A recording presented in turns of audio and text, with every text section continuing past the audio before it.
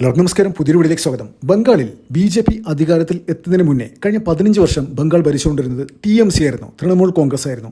അപ്പോൾ ഈ 15 വർഷം മമതാ സർക്കാർ അവിടെ ഭരിച്ചുകൊണ്ടിരിക്കുമ്പോൾ കർട്ടന് പിന്നിൽ ഈ തൃണമൂലിനെ നയിച്ചുകൊണ്ടിരുന്നത് മമതയുടെ മരുമകനായി അഭിഷേക് ബാനർജി ആയിരുന്നു. അപ്പോൾ ഇപ്പോൾ സുവേന്ദു അധികാരത്തിൽ വന്നതിന് ശേഷം അവിടെ ബംഗാളിലെ ജനതകൾ വലിയ സ്വാതന്ത്ര്യം ലഭിച്ച മാതിരിയാണ് അവരുടെ പ്രതികരണങ്ങൾ പുറത്തു വരുന്നത്. പ്രത്യേകിച്ച് TMCക്ക് ഏകദേശം 90ഓളം MLA മാരുണ്ട്. ഈ 90ഓളം MLA-മാരിൽ പകുതിയോളം 60ഓളം MLA ഇപ്പോൾ എന്താ പറയുന്നത് അറിയാം, കഴിഞ്ഞ 15 വർഷമായിട്ട് ഈ അഭിഷേക് ബാനർജിയാണ് TMC നിയന്ത്രിച്ചുകൊണ്ടിരിക്കുന്നത്.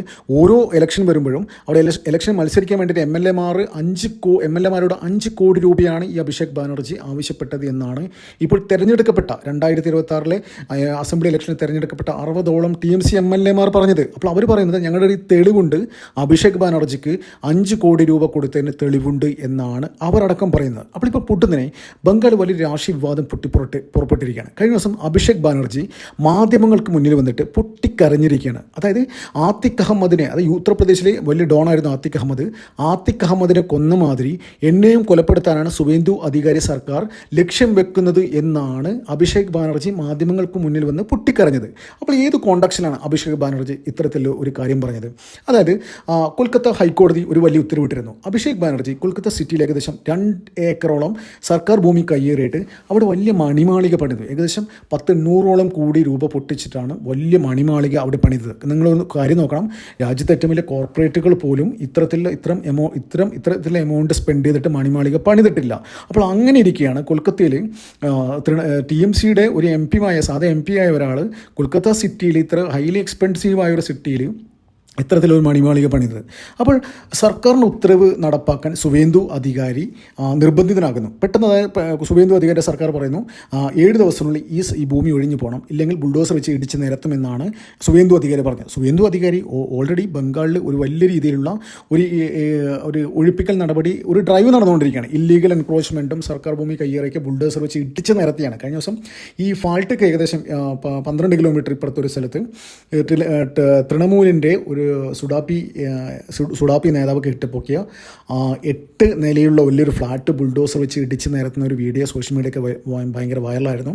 അപ്പോൾ അടുത്ത് തന്നെ ഇന്നോ നാളെയായിട്ട് സർക്കാർ ഒഫീഷ്യലി ഇത് കൊടുത്തിട്ടുണ്ട്, അഭിഷേക് ബാനർജിയുടെ ഈ വീടും ഈ മണിമാളിക ഇടിച്ച് നിരത്തുമെന്ന്. അപ്പോൾ ഉത്തർപ്രദേശിൽ എന്താ ഉണ്ടായ ആത്തിഖ് അഹമ്മദ് എന്ന ഡോണിനെ ജയിലിൽ പിടിച്ച് അകത്താക്കിയിട്ട് അയാളുടെ ആ തീവ്രവാദിയുടെ വലിയ എത്രയോ ഏക്കർ ഭൂമിയിൽ കെട്ടിപ്പടുന്ന മണിമാളിക യോഗി സർക്കാർ ബുൾഡോസർ വെച്ച് ഇടിച്ച് നിരത്തിയിരുന്നു. അതിനുശേഷമാണ് മാധ്യമങ്ങൾക്ക് മുന്നിൽ വെച്ചിട്ട് ഈ ആത്തിഖ് അഹമ്മദിനെ വെടിവെച്ച് കൊല്ലുന്നത്. അപ്പോൾ വലിയ രീതിയിൽ കയ്യടിയാണ് യോഗിക്ക് അവിടെ കിട്ടിയത്. അപ്പോൾ സമാനമായ സാഹചര്യം തന്നെയാണ് ബംഗാളിലുള്ളത്. അപ്പോൾ ബംഗാളിൽ എന്താണ്, സുവേന്ദു അധികാരി ഈ അഭിഷേക് ബാനർജിയുടെ കൊൽക്കത്തയിലൂടെ മണിമാളിക ഇടിച്ച് നിരത്തും, അതിനുശേഷം ഈ മഹാനെ പിടിച്ച് ജയിലിലിടും, അതിനുശേഷം കുറച്ച് ദിവസം കഴിയുമ്പോൾ ഇവനെ പിടിച്ച് വെടിവെച്ച് കൊല്ലും എന്നാണ് ഇവൻ തന്നെ പറയുന്നത്.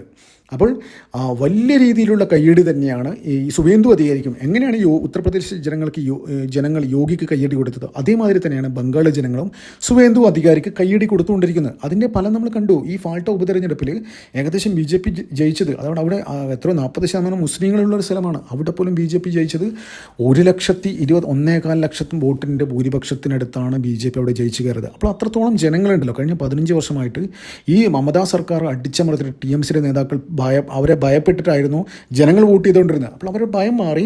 അപ്പോൾ അവരോട് ഇഷ്ടപ്പെട്ട ആൾക്കാർക്ക് വേണ്ടി ജനങ്ങൾ വോട്ട് ചെയ്തപ്പോൾ 1,400,000 വോട്ടിനാണ് BJPയുടെ നേതാക്കൾ അവിടെ ജയിച്ച് കയറിയത്. അപ്പോൾ എന്ത് തന്നെയാലും ബംഗാളിൽ വലിയ രീതിയിലുള്ള ഒരു കുതിച്ചുചാട്ടം വികസനം കഴിഞ്ഞ 30 വർഷമായിട്ട്, അത് 45 വർഷമായിട്ട് മുടങ്ങിക്കിടക്കുന്നത്. 30 വർഷം CPM ഭരിച്ചു, 15 വർഷം തൃണമൂൽ ഭരിച്ച് ബംഗാൾ കുട്ടിച്ചോറാക്കി. അപ്പോൾ എല്ലാം ഒന്നിൽ നിന്ന് തുടങ്ങണം. അപ്പോൾ ഒന്നിൽ നിന്ന് തുടങ്ങുമ്പോൾ തന്നെ വലിയ രീതിയിലെ കയ്യടികളാണ്. അപ്പോൾ സുവേന്ദു അധികാരിയെ ഭീഷണിപ്പെടുത്താൻ നോക്കി ഈ അഭിഷേക് ബാനർജിയാലും മമതാ ബാനർജിയാലും, പക്ഷെ ഒന്നും നടന്നില്ല. അതായത് യോഗി ചെയ്തതിനപ്പുറം മർക്കടമുഷ്ടി ഉപയോഗിച്ചിട്ട് ഇവന്മാരെ തൃണമൂലിൻ്റെ ജിഹാദി ഗുണ്ടകളെ അടിച്ചൊതുക്കി എല്ലാത്തിനെയും പിടിച്ച് എന്താ പറയുക കൊൽക്കത്ത സിറ്റിയിൽ ആദ്യം ഒരു ഓർഡർ പുറപ്പെടുവിപ്പിക്കുന്നു. അതായത് പരസ്യമായിട്ടുള്ള നിസ്കാരം റോഡിൽ വേണ്ട, അത് പള്ളിക്കകത്ത് മതി എന്ന് പറഞ്ഞതിനെതിരെ സമരം ചെയ്തതിൻ്റെ കുറേ സുഡാപ്പികളൊക്കെ പിടിച്ചകത്തിട്ടു അടിച്ചവന്മാരെ പരിപ്പിളക്കി വിട്ടിരിക്കുകയാണ്. അപ്പോൾ അവർക്ക് മനസ്സിലായി ഇയാളോട് കളിച്ച നടപടിയാകില്ല എന്ന് മനസ്സിലായി. അപ്പോൾ അഭിഷേക് ബാനർജിക്കും അത്തരത്തിലൊരു വിചാരം വന്നിട്ടുണ്ട്. അതുകൊണ്ട് തന്നെയാണ് മാധ്യമങ്ങൾക്ക് മുന്നിൽ നിന്ന് കരഞ്ഞ് നിലവിളിച്ചിട്ട് ആത്തിഖ് അഹമ്മദിനെ തട്ടിമാതിരി എന്നെയും തട്ടാൻ പോവുകയാണ്. ഇവിടെ വലിയ രീതിയിലുള്ള ഗുണ്ടായിസം, UP നടക്കുന്ന മാതിരിയുള്ള ഗവൺമെൻറ് ഗുണ്ടായിസം ഇവിടെ നടക്കുമെന്നാണ് വലിയ രീതിയിൽ കരഞ്ഞ് നിലവിളിച്ചുകൊണ്ടിരിക്കുന്നത്. അപ്പോൾ ഒരു കാര്യം ഉറപ്പിക്കാൻ 2 ദിവസം കൂടി കൂടിയുണ്ട്. അതായത് ഹൈക്കോടതി കൊടുത്ത സമയപ്രകാരം ഏകദേശം 2 ദിവസം കൂടിയുണ്ട് അതിനെ അവസാനിക്കാൻ. അത് കഴിയുമ്പം കൊൽക്കത്തയിൽ ഏകദേശം 2 ഏക്കറോളം കയ്യേറിയ ഭൂമിയൊക്കെ ഒഴിപ്പിക്കും.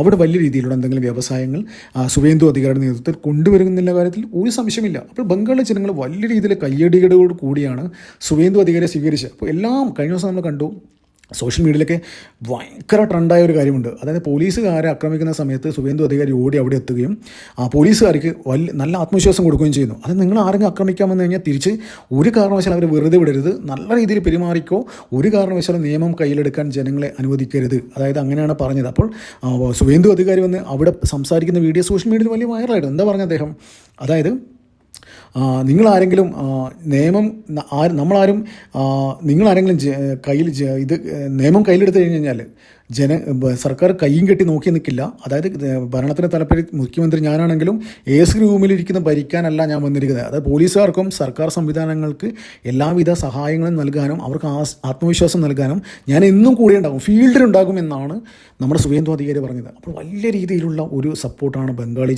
ജനതയുടെ പക്കൽ നിന്ന് സുവേന്ദു അധികാരിക്ക് കിട്ടിക്കൊണ്ടിരിക്കുന്നത്. അവർക്ക് മനസ്സിലായി, അതായത് കഴിഞ്ഞ 40-45 വർഷമായിട്ട് അവിടെ കിട്ടാതിരുന്ന പല കാര്യങ്ങളും നമുക്കറിയാം. ബംഗാൾ ഒരു കാലത്ത് നമ്മുടെ കൾച്ചറൽ ഹെഡ് ഓഫീസായിരുന്നു. നമ്മുടെ ഇന്ത്യയുടെ GDP കോൺട്രിബ്യൂട്ട് ചെയ്യുന്ന ഒരു 25% മുൻവരുന്നത് കൊൽക്കത്തയിൽ സിറ്റിയിൽ നിന്നായിരുന്നു. അപ്പോൾ അതിനുശേഷമാണ് യുവമാർക്ക് വന്ന് അത് നാറാണക്കൽ. ഇപ്പം ഒരു ബംഗാളിക്ക് വേറൊരു സ്ഥലത്ത് പോയിട്ട് ഞാനൊരു ബംഗാളിയാണെന്ന് പറയാൻ പോലും നാണക്കേടാണ്. അതെന്ന് നമുക്കറിയാം. ഇവിടെ വരുന്ന ഏത് ഹിന്ദിക്കാരെ നമ്മൾ എന്തായാലും ബംഗാളികൾ എന്ന് പറഞ്ഞിട്ട് റെപ്രസെൻറ്റ് ചെയ്യുക, അത്രത്തോളം എത്തി കാര്യങ്ങൾ. അപ്പോൾ ആ ബംഗാളിയുടെ നഷ്ടപ്പെട്ട ആ ഒരു ആത്മാഭിമാനം തിരിച്ചു പിടിക്കാൻ വേണ്ടിയിട്ടുള്ള ഒരു അവസരമാണ് അവർക്ക് കൈവന്നിരിക്കുന്നത്. അത് തന്നെയാണ് ഈ ഇലക്ഷനിൽ അവർ ഉപയോഗിച്ചതും. അതുകൊണ്ടാണ് സുവേന്ദു അധികാരി വലിയ ഭൂരിപക്ഷത്തിൽ അവിടെ ഭരണത്തിൽ വന്നത്, മുഖ്യമന്ത്രിയായതും. ഇനി അവിടെ അപ്പോൾ ജനങ്ങളുടെ എല്ലാ ആഗ്രഹങ്ങളും നിറവേറ്റുന്ന തരത്തിൽ തന്നെയാണ് സുവേന്ദു അധികാരി അവിടെ ഭരണം നടത്തിക്കൊണ്ടിരിക്കുന്നത്. അതായത് അവരെങ്ങനെയാണോ ആഗ്രഹിച്ചു കഴിഞ്ഞാൽ 100 തിരിച്ചു കൊടുക്കുന്ന രീതിയിലാണ് സുവേന്ദു അധികാരിയുടെ ഭരണം നടത്തിക്കൊണ്ടിരിക്കുന്നത്. അപ്പോൾ അതിൻ്റെ ഒരു ഭാഗമായിട്ട് തന്നെയാണ് അഭിഷേക് ബാനർജി എന്ന് പറയുന്ന TMCയുടെ സുപ്രമോ എന്ന് പറയുന്ന ഒരാൾ തലപ്പത്തിരിക്കുന്നത്. കഴിഞ്ഞ 15 വർഷമായിട്ട് ബംഗാളിനെ അടക്കി ഭരിച്ചുകൊണ്ടിരിക്കുന്ന മമതാ ബാനർജിയെ മുൻനിർത്തി അടക്കി ഭരിച്ചുകൊണ്ടിരിക്കുന്ന അഭിഷേക് ബാനർജി മാധ്യമങ്ങൾക്ക് മുന്നിൽ വന്ന് കരയണമെങ്കിൽ സുവേന്ദു അധികാരി എന്ന പുതിയ ബംഗാൾ മുഖ്യമന്ത്രി എത്രത്തോളം ശക്തനാണെന്നും എത്രത്തോളം വിൽ പവറുള്ള ആളാണെന്നും ശരിക്കും മനസ്സിലായതുകൊണ്ടാണ് അഭിഷേക് ബാനർജി മാധ്യമങ്ങൾക്ക് മുന്നിൽ എരവാദം മുഴങ്ങി പൊട്ടിക്കരഞ്ഞത്. അപ്പോൾ എന്തിനാണ് നമുക്ക് കാത്തിരിക്കാം. ഇത്തരത്തിൽ രാജ്യത്തെ നശിപ്പിക്കുന്ന കീടങ്ങളെ ഇല്ലാതാക്കണം എന്ന് തന്നെയാണ് ബംഗാളിലെ ജനത ആഗ്രഹിക്കുന്നത്. അഭിഷേക് ബാനർജി ചെയ്ത വീഡിയോയുടെ അടിയിൽ വന്ന കമൻറ്റുകൾ നോക്കിയാൽ മനസ്സിലാവും. നമുക്ക് ഇപ്പോൾ സോഷ്യൽ മീഡിയ ട്രാൻസ്ലേറ്റർ വേർഷൻ കാണാൻ പറ്റും. എല്ലാവരും ബംഗാളി ഭാഷയിലിട്ട കമൻറ്റുകൾ നോക്കിയാൽ മനസ്സിലാവും. ആത്തിഖ് അഹമ്മദിനെ യോഗി എങ്ങനെയാണ് ട്രീറ്റ് ചെയ്തത്, അതുമാതിരി സുവേന്ദു അധികാരി അഭിഷേക് ബാനർജിയും ട്രീറ്റ് ചെയ്യണം എന്നാണ് ബംഗാളി ജനത ഒന്നടങ്കം പറഞ്ഞത്. നമുക്ക് കാത്തിരിക്കാം. സുവേന്ദു അധികാരി UP-യിൽ യോഗി എങ്ങനെയാണ് ആത്തിഖ് അഹമ്മദിനെ കൈകാര്യം ചെയ്തത്, അതുമാതിരി സുവേന്ദു അധികാരി അഭിഷേക് ബാനർജി കൈകാര്യം ചെയ്യട്ടെ. അതിനെ കാത്തിരിക്കാം. നന്ദി, നമസ്കാരം. മറ്റൊരു വീഡിയോ കാണാം.